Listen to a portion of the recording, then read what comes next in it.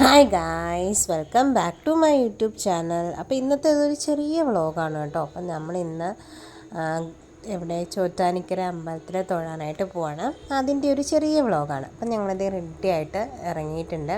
അപ്പം നേരെ വന്നിട്ട് ഒരു ഹോട്ടലിൽ കയറിയിട്ട് ആദ്യം ഫുഡ് കഴിക്കാനായിട്ട് കയറിയിട്ടുണ്ടായിരുന്നു.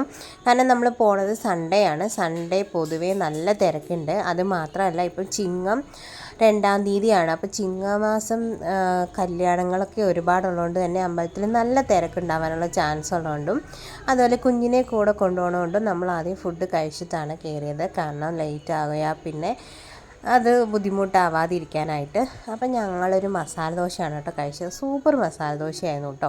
അപ്പോൾ കഴിച്ചൊക്കെ ഇറങ്ങി ഇതേ ഞങ്ങൾ അമ്പലത്തിൽ എത്തിയിട്ടുണ്ട്.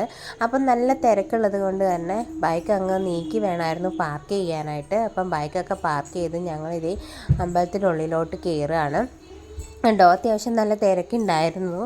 അതുകൊണ്ട് ഞങ്ങൾ പതുക്കെ കയറി. അതുപോലെ തന്നെ ചിങ്ങം 2-ാം തീയതി അപ്പോൾ കുറേ നാൾ കല്യാണങ്ങളൊന്നും ഇല്ലാതിരുന്നതുകൊണ്ട് തന്നെ കല്യാണങ്ങളുടെയൊക്കെ കുറേ തിരക്കുണ്ടായിരുന്നു കേട്ടോ. അപ്പം 1 2 കുറേ കല്യാണങ്ങളുണ്ടായിരുന്നു. അതുപോലെ തന്നെ കുട്ടികൾക്ക് ചോറ് കൊടുക്കുന്നുണ്ടായിരുന്നു.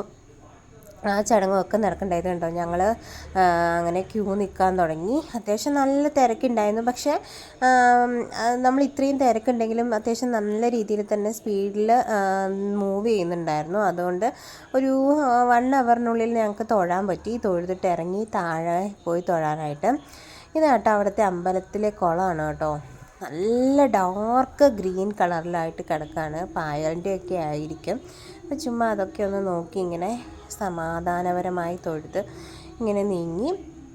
അത്രയേ ഉള്ളൂ. അത് കഴിഞ്ഞ് ഞങ്ങൾ പെട്ടെന്ന് തന്നെ ഇറങ്ങി.